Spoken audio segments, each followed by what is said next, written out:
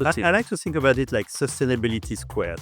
Yeah. You have to have a solution that's good for sustainability, but it has to have the right economics so that it can scale. Yeah, but Nokia aren't dead, Kodak aren't dead. A lot of these kind of brands, Yahoo aren't dead, AOL aren't dead. There's some resilience. Yeah. So I think depending on the stage, different corporate VCs can bring different superpowers. I don't care about my customer being happy. I want them to be successful. But that's the same thing. It's about making sure they get to where they want to be.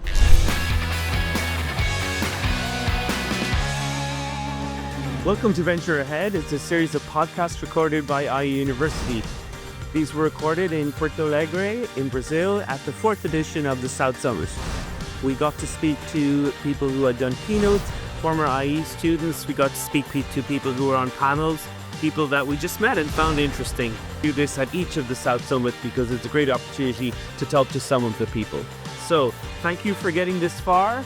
Listen to the end and let us know what you think. So hi there, this is Professor Joe Haslam from IE Business School, or IE University as we now like to call it. And we're here at South Summit, Porto Alegre. It's my fourth time to come here, and it's always an interesting experience because not only do I get to do panels, but also get to do podcasts, okay? So this is really great. So listen, let's start by talking first about you're going to be giving a keynote. I'll give you a little preview of your keynote. Well, I think, the theme for this year's South Summit is about resilience. Okay. And I think it's really good to make a statement. Porto Alegre is clearly recovering and showing that they can do something good. Okay. And we invest in entrepreneurs that build resilient solutions. Yeah. We're in the town of Jaime Lerner, who's this very famous Brazilian architect. And he said, if you want to be innovative, take off 10. And if you want to be sustainable, take off 2, So it's always been the way that I've thought about innovation, sustainability, which is it's a way of reducing costs. It isn't about recycling and stuff like that. It's fundamentally about, doing things in a different way that because you're doing the right thing. There's loads of examples go back that they were using 150 different byproducts for something and they managed to simplify it to 5, which then brought in cost savings. So that's sort of the way I've always thought about sustainability. I like to think about it like sustainability squared. Yeah. You have to have a solution that's good for sustainability, but it has to have the right economics so that it can scale. Yeah. And so in TDK Ventures, we call entrepreneurs impact scalers. Okay. And the reason we do that is because we are looking for entrepreneurs that want to bring positive impact and be able to scale it. And if you don't have the right unit economics, you can't scale. Yeah. So you're not going to... Because of course, if you scale an inefficient model, you just lose even more money. Yeah, absolutely. And if you don't have positive unit economics, then you end up with cash flow problems anyway. Yeah. You're going to be able to do what you want to do as an entrepreneur. Yeah. But how patient are you as an investor when you let people find if someone comes to you and says the unit economics aren't looking great, do you say that's okay, more experimentation, and come back in 6 months? I'm really happy you touched that. Unit economics is one of my 2 big bias when I look for investments. But I'm okay with a negative unit economic if I see a roadmap to get to a positive unit economic. So the key is to really think about how can the cost of the solutions improve or decrease over time so that it can get to the really profitable way and can scale everywhere. Now, the thing you were telling me, actually, I better talk about the TDK thing, okay? Because there will be people who are unfamiliar with TDK. I grew up with it, buying TDK products, cassette tapes, even memory sticks and things like that. A lot of them were then TDK. I thought we were dead, right? Yeah. I thought you were sort of dead. But, Nokia aren't dead. Kodak aren't dead. A lot of these kind of brands, Yahoo aren't dead. AOL aren't dead. There's some resilience here. Yeah. So those are interesting. So just give me a kind of, what do where TDK at? What are your main products and where does the, what's going really well? In the main company, not just TDK Ventures. I think there is something to say about TDK. It's funny you just mentioned Nokia. There are so few companies that have gone from B2B to B2C back to B2B. Yeah. Nokia and TDK are these 2 examples. So what you know about the cassette before was actually a material science company. They were doing B2B. Okay. And now we are back to B2B. And we are a tech firm doing sensor solutions, battery solutions, energy storage, passive components. Think about your phone you have right now, your tablets, your car, your smartwatch. They all have TDK inside. Oh, really? Wow. Okay. And so this is one of this story which is like through all these massive pivot. I mean, B2B to B2C, back to B2B, this is massive pivots. Yeah. And I always, when I meet entrepreneurs, I always show this path because I'm like, we understand very at the core of TDK or everyone working, what it means to pivot and what it means to find a new journey. Okay, that's super interesting. Now, the other thing that I know about you is that you have your own model for corporate entrepreneurship, and I'm going to kind of get a bit spicy and be quite critical of corporate entrepreneurship. Any of my students that are watching this will know this familiar path. So let me just make my case, and then you can tell me what you agree with and what you disagree with. But I have advised many entrepreneurs not to take corporate entrepreneurship money on their cap table because corporate entrepreneurs aren't really worried about return. I mean, they don't want to lose money on their fund, but a pure play investor is much more motivated in return. And because of that, they can often say kind of block takeovers and block entry of certain they tend to be blockers, rather than which they have the rights to do as a shareholder. So that's a kind of when an investor invests in an entrepreneur, they are aligned. They both want to get the thing to be worth as much money. Whereas when a corporate person, they are more interested in knowledge, know-how, transfer, those kind of things. So, is that a legitimate argument or am I being unfair? Well, first, you founded and co-founded 6 companies, right? Yeah. How many times did you have a corporate VC in your cap table? I never look behind. I have no kind of. I'm always absolutely terrible at looking behind. Yeah. One of the. I mean, sometimes I just want to see if there's a pain behind. If you had bad experience first. we ended up in yeah, absolutely 100%. We had a takeover that was blocked by a corporate entrepreneur. Yeah, or that was okay. Hands up. Yep. That was So I'll make first a case which is corporate VC has changed a lot in the last 12 years. I think about 12 years ago, there was about less than 400 corporate VCs. Now you have about 4,000. yeah. Okay. This is a major growth. I think the industry has improved quite a bit in terms of sharing best practices. So there is definitively an improvement. But I also make the case, I think that 90% of corporate VCs are not good. Yeah, but there is, we are all, especially in Europe, having this huge deep tech conversation now, and trying to kind of, well, for two reasons. One is to have strategic independence, but another thing we've just sort of seen a lot of pure science that was created in Europe and then like capitalized on, the other side of the Atlantic, and that scenario you talk about is very welcome. It's one of them, but so seeds is probably the science de-risking. Series A is probably the product maturing, and maybe an alpha customer could be the mothership.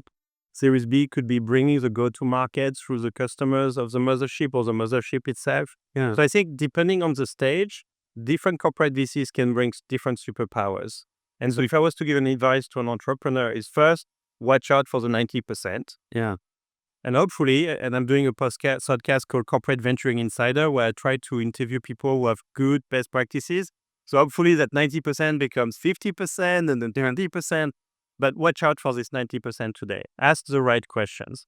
And second, ask which superpowers they can bring to you and make sure it matches the stage of your company. Yeah. So if you're very early, you don't need to have a go-to-market type of superpower just yet. So think about the stage you are in, and then realize investors are going to be with you for maybe 10 years. Mhm. Make sure you like the people and you like who is behind it. Yeah.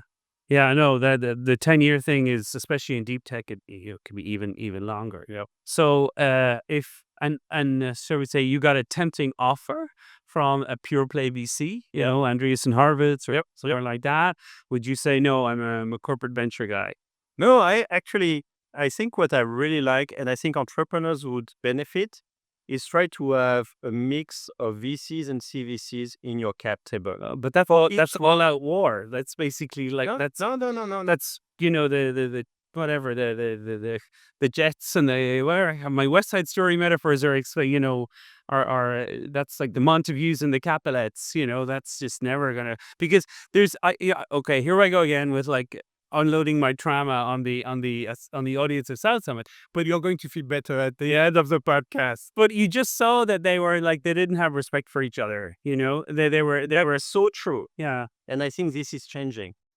I think this is so true from 10 years ago because of so many bad actors. Many VCs regarded corporate VC as dumb money and misaligned money. That was a real problem. I think now we have better corporate VCs. I mean, some are really good from a long time. Yeah. Intel Capital, Qualcomm Ventures. I mean, there are some which have done really, really well. Yeah, except their parent companies didn't recognize, Different matter. Yeah. Talking about from the entrepreneur's point of view. Yeah. They get value from having these corporate VCs. But I'm making the case that you want to have a good mix of VCs and CVCs. Because if you think about the entrepreneur's journey and you've gone through that 6 times, Yeah. you really want to make sure that you've got the right superheroes Yeah. helping you along your journey. And you want every superhero has different superpowers. Yeah. And you want to pick the right superheroes with the right superpowers depending on where you are today. And my guess is you can choose 5 VCs to join your cap table. They have pretty much the same superpower, which is a network, the board advice, maybe some customers they know, but that's very condensed. Yeah. Well, you could diversify your cap table with some superheroes, maybe 1 or 2 that bring something special that financial VC cannot bring. Mm-hmm. Okay, it's a long explanation. You're very convincing, Nicolas. It's a sort of Fred, I'm changing your mind. But Let me touch on something you've mentioned earlier about they're not financially driven. I think that's also one thing that's changing is that you have some corporate VCs that have a carry model, for example, for compensation that do care about financial returns. I think the mothership starts to have expectations of financial return. I can tell you that my board of directors is expecting to see some cash return. It's not just TVPI, it's DPI. Yeah. You want to see that money coming back at some point. Yeah. And I think if I'm thinking about the strategic value, which you've talked about, and if I'm thinking about the financial value, thinking that it's 2 different things is totally false. Because I just invested in 43 portfolio companies at TDK Ventures. If all of them goes to 0, my financial value is 0, my strategic value is 0. Okay, you could argue I've learned what not to do, but that's really 0. If, however, I've managed to invest in 43 companies that becomes market leaders, the unicorns of the world, the financial value is off the chart. This is back to going to that war in terms of value. But my strategic value for bringing intimacy at top management level of these companies that became market leader to my mothership is just off the roof. And so what I like to say is that financial value and strategic value is highly correlated. And when corporate VC say, I don't care about financial value, what this means is they don't care about the quality of the strategic value. Yeah. Okay, that's a long. I mean, yeah, I guess that's quite a coherent explanation. Well, and I like to believe in general that things are getting better. So even if I have like not fully convinced, I like the fact that things are getting better, and that's kind of what I want to believe. Let me talk about the fact that at TDK Ventures we think the entrepreneurs is a customer. Yeah, and I come from an engineering but then sales background, and I think it's so important to know who is a customer. And I remember when I started TDK Ventures, one of my colleagues from Japan said, oh, TDK is a customer. I said, no way. There's a shareholder, there's a limited partner, but the entrepreneur is a customer. And he was starting saying, why, they could be both customers. I said, no. Because if you have 2 customers, then your behaviors are going to be very arbitrary over time. You have to choose. And so in our case, we see the entrepreneurs as our customer, the hero of our story. What that means is I can apply some of the techniques like in sales about how to service entrepreneurs and make sure they're successful. And I used to say when I was a sales guy, I don't care about our customers to my sales team. And I remember my sales team was like, what? You don't care about your customer? I say, yes, I only care about their success. So if you meet with them, you have dinner, but you're not even brainstorming how to make them successful, that has no value to me. But if during that dinner you think about how to make them successful, what solution, what roadmap, whatever, then you're doing a sales job. And so here what we are trying to do is to make sure that we help entrepreneurs be successful. And I wrote an article that was published in Harvard Business Review, which is about VCs, NCVCs should use Net Promoter Score for portfolio companies. Don't expect them to do it with their customers if you don't do it yourself. And it's amazing how much you learn about things you shouldn't do and things you should improve by doing this methodology. Yeah.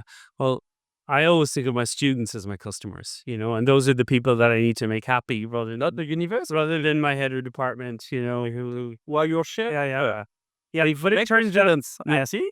yeah. You make your university happy. I always quote the guy who started the Marriott Hotel, J.W. Marriott, and he always used to say that, which is to say that the staff, are the people who meet the guests. So if you keep the staff happy, then they will keep the guests happy, and that was, that was a sort of a piece of advice that I often I think they learn to learn about hospitality business, Yeah. a huge amount, and giving empowerment, giving agency to your staff so they can make the right decision for their customers. Yeah, I was my daughter is about to start university, and in the end she's going to study international relations, which is a sort of looks like it's going to be a growth area based on what's all that's going wrong in the world. But I for a while I was quite interested in her doing hotel management, and I make angel investments, and my last 3 investments have all gone to people who studied hotel management because the customer is front and center of what they do.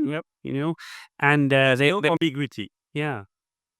And I thought that was interesting. And, the people who've studied, like a lot of these places are in Switzerland and people have never heard of them, La Roche but they're very good training places to go to understand. And you saw in a lot of B2C brands, that they really understood the value of Think their about customer. hospitality. It's about making sure your guests are happy Yeah. and you remove any friction. Mm-hmm. So it's the same thing as I was saying to my sales team. I don't care about my customer being happy. I want them to be successful. But that's the same thing. It's about making sure they get to where they want to be. Okay. So one other thing I want to talk to you about is what one might call the TDK model, or whether you do you take personal ownership of this or whatever, because there is a problem with innovation in large companies. I don't think it's one of those things they could say no matter how much we have, we want enough. So a lot of the companies, they look to whether it's a corporate venturing or they start to create innovation teams, or they have a difficulty imparting innovation among the people that they work. And I've seen some terrible cases of people who were very good at executing, but perhaps weren't so good at, and they were made feel bad about the fact that they were good at executing because they weren't innovative enough. And I think that that's wrong. I think that you should let executors execute and let innovators innovate, and that's sort of fine. So, what's your approach to all of this? How do you try and bring innovation into the company? So first, I should maybe explain how the idea of TDK Ventures started. So I was attending a 6 weeks program at Stanford called Stanford Executive Program. Mhm. And at that point, one of the teacher, Jesper Sorensen, was teaching about the concept of exploitation versus exploration. Yeah. Exploitation is you're on a mountain together with your competitors. You want to go to the top of the mountain. Yeah. And your job is to be better than the competitors at serving your customers. And the top of the mountain could be revenue, profit, customer delight, you choose. But you're basically iterating on making your business better and more competitive, more compelling. Yes. In fact, there's a book, Good Strategy, Bad Strategy, that spends about 300 pages just to make that point. Yeah, which is such an important point that it needs to be made. But yeah, no, that's very true. I mean, I was a sort of like you're either experimenting or you're executing, and you shouldn't confuse. I mean, it's like defense and attack. They're like, but it's very very different different mindset in a way. Oh, if you think about exploration, you have to be willing to make bets about what the future will look like and be able to be wrong. And this is where I think we have such a different decision-making process. So I wrote a Medium article about what you need to unlearn to go into corporate venturing or VC. Okay. And the reason is, if you think about a company that's really good at exploitation, Yeah. it's kind of a distribution type of outcomes. which means that most of the projects are going to have good ROI. Very few would be very, very good ROI, and very few would be bad ROI. And you shift to the right, you improve your ROI average as you get a better management team. And decision making typically relies on experience, on consensus, because you have more people that agrees or not this is a good decision. When you think about something very uncertain, about the future, about investing in startups, these entrepreneurs that are making a bet on a vision, on conviction, most of that will not work out. And this is what we call a power loan, which is most of them will not work out, but some of them will work extremely well. And I think I had a very interesting visuals about the power law. Power law, if you look back, looks flat. You look forward, it looks like a word, right? And so there's no way that people can. We don't understand exponential. We can't comprehend exponential. Yeah, well, there is a fantastic quote by a guy who won a Nobel Prize that the single biggest limitation of humans is our inability to understand exponentiality. You know, It's impossible. Jeff Bezos was talking to Lex Friedman on a competing podcast, and I watched it. It was very good. Bezos was saying like that. One of the keys to Amazon is if you think something and I think something else, what we can't do is arrive in the middle. No. We have to do 100% what you think or 100% what you think. And willing to fail. Yeah, I think that was one of the things he said in this podcast with Lex was you have to be willing to fail, but that failure needs to be something you can afford for the size of your corporation. I invested in early 20 in a company called Grok, and they had started, I think, in 2017. Only last year, they found the amazing product market fit. And everyone like, wow, it's an overnight success. It's like, you need to 10 years for that overnight success. Yeah, no, in my angel investing, I like investing in companies that, there's one of them, and I've literally told the guy, like, just keep it small for as long as you want until you find product market fit, like you're to be cockroach efficient, kind of thing. And he was, tried to explain to him that, premature scaling is obviously kills companies, trying to If you don't have the right product market fit, scaling is just the waste of energy and money. But it still happens, there's this sort of thing that you scale and drive out competitors and then re-rate prices, but that never happens. Steve Blank has a really good definition of startup. It's an entity, it's a team that try to find a product market fit at the point it can scale. Yeah. And that's it. After that, you're a corporation. He describes a startup as a search for a repeatable and scalable business model. That's it. Because you don't actually scale a product or service, you scale a business model. Yep. Even though it's as a term, people don't like it, business model, but that's essentially what you're trying to do. But you experiment and experiment, then double down on what works, and then stop doing what doesn't work. Well, we invest in India. Yeah. And I don't know if you know the term Jugaad. Yes. Yeah. I think this is exactly the meaning of entrepreneurship. Yeah. It's innovating through extreme constraints. Yeah. And you find a way to deliver on innovation and something that people want, despite having massive constraints. Yeah, but that story about was the Apollo 12 or whatever, where the film with I think Tom Hanks, where they had to somehow they could only work with the materials that they had brought to space, and they somehow needed to fix it. Yeah. So what they did was that they got a team and they replicated what they had in there, and then worked out how to do the pump. And that's the thing about Jugaad, or some people call it Gandhi innovation, but apparently that the Indians themselves don't like that term.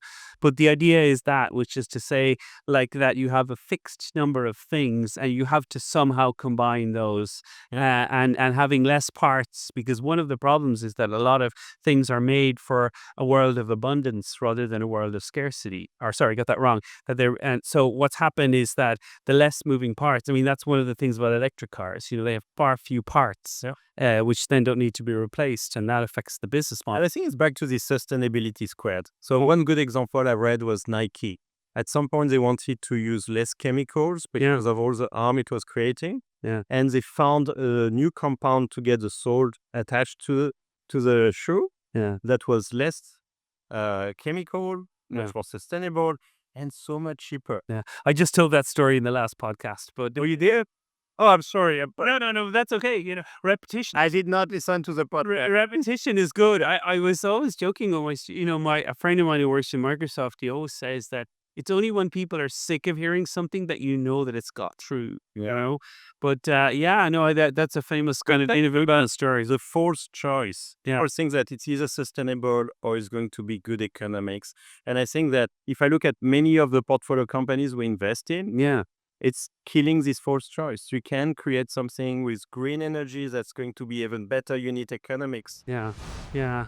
There's an interesting story about like gastronomy and when all of the like fast food companies came to Europe and pushed things away from ingredients and things like that, and then the reaction to that was nouvelle cuisine, which then created a whole generation of kind of so they made a positive out of what was originally a negative, which is to say, we will show you. And nouvelle cuisine is incomprehensible to a lot of people, but that's where it came from. It was a reaction against the McDo and all this kind of stuff. The world can't be about those kind of. That's not a chicken. But you could argue that most innovations are reactions to something. Yeah. Actually, we have this concept at TDK Ventures called backcasting, and it's not a new concept. But backcasting is we're looking at what could be the ideal state of the future. Yeah. What could be a dream home of the future? What could be continuous green energy of the future? What could be free? What could be a world with free compute? Everyone around the world could have their agents, AI, agentic, doing everything they want, all for free. So we think about this ideal state of the future, and then we look at where we are today. We backcast from it and try to identify what are the gaps to get there. Yeah. And typically, you would find entrepreneurs working on this gap. Yeah. And we want to work with these entrepreneurs working on these gaps because that gets us to that future. Sure. We are very bad at predicting the future, but we can dream the ideal state of future. Yeah, one of the books on Amazon is called Working Backwards, because that's what they do. They start at the end, the press release for that. I think the press release is such a good hack. Yeah. Because and it's a hack because if you can't convince this is a good product from reading the press release, assuming that you've delivered perfectly, don't start. Yeah. But if the press release is like, wow, I want to buy this product, you have something. Then you have to work out everything that you need to do to deliver. Yeah. But this is a really good filter. If I go back to one of the questions you asked earlier about what does TDK Ventures should do for TDK, it's really about this exploration mission to identify places where TDK can go, which is outside the scaling of the existing business. And I think this is where corporate venturing can be very special because this is a different mindset, different decision making, but the learnings are very applicable to people who are doing the business today. Yeah, that's super interesting. Okay, so we're coming near the end, and I always do ask people because there's always new books to know about, and there's always new documentaries you need to watch, and there's always podcasts and all sorts of things. So, and the last person we had interviewed, he mentioned 3 books that I had never heard of, which was sort of exciting to me as a someone who has more unread books than he probably should have.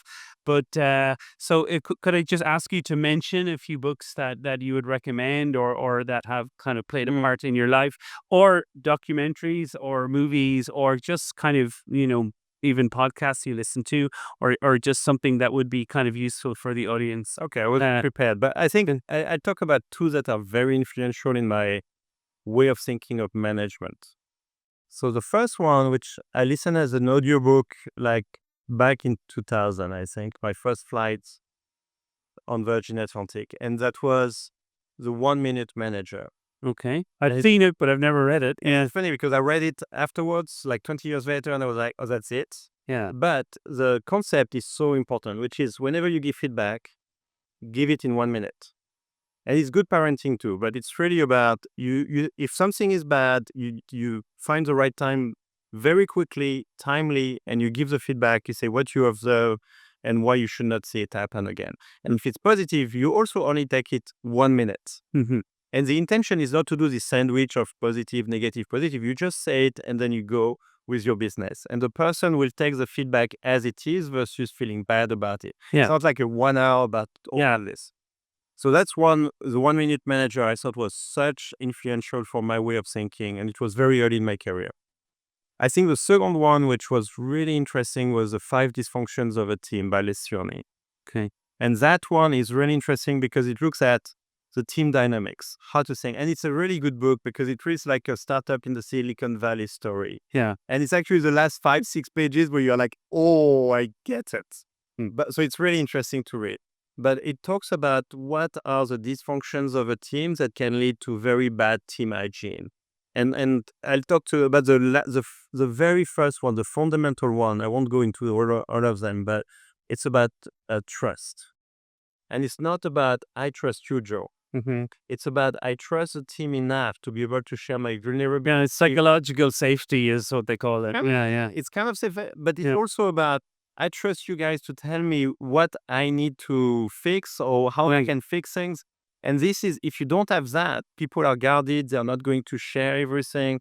And that's a fundamental dysfunction that blocks everything else. So I would definitely recommend reading this book. And one thing which is exceptional about this book is they have a website that's attached to it where you can have the survey of many questions being asked to your team. Yeah. And then they come back with a yellow, green, red, each of the dysfunction. And then you can talk with the team about, did you realize this? Did you? Yeah. And you can see where everyone answers about the same or everyone has very different type of answers. Mm-hmm. And the discussions you get as a team from doing this exercise is fabulous. Yeah. No, we have a teacher actually in IE, and she literally does that session. I'm sort of surprised how effective it is. Effective. I and when you're reading the reviews of the course afterwards, people talk about that session more so than other kind of sessions I would have thought. But So impactful. I offer it to my portfolio companies. Once the management team is stable, 6 months stable, I offer to do this survey, and I can be the moderator.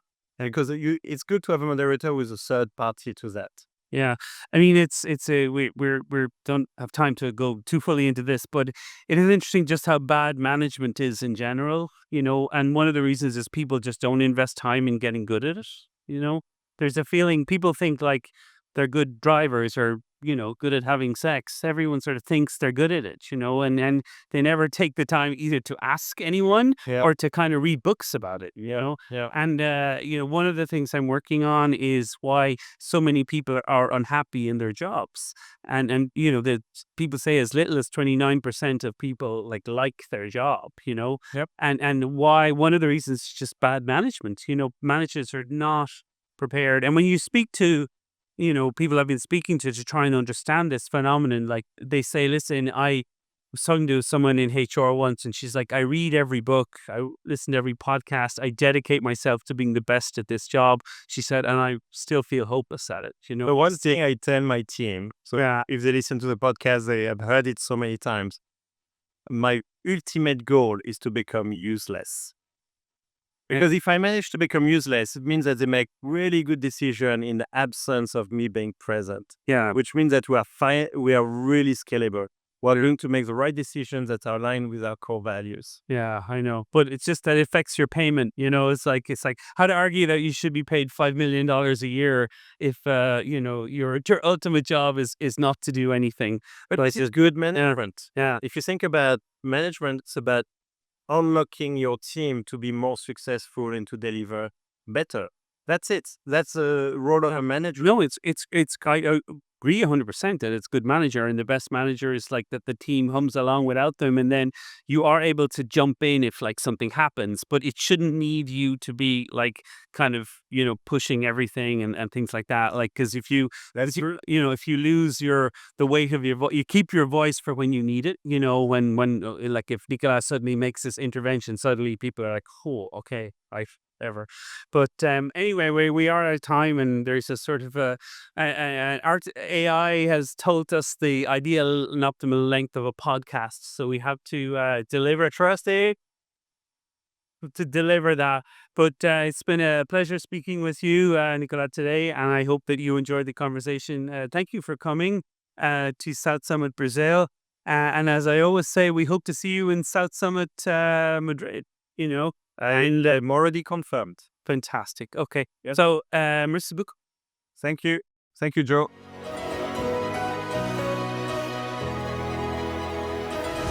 This is Professor Joe Haslam again, just signing off to thank you for listening to the podcast.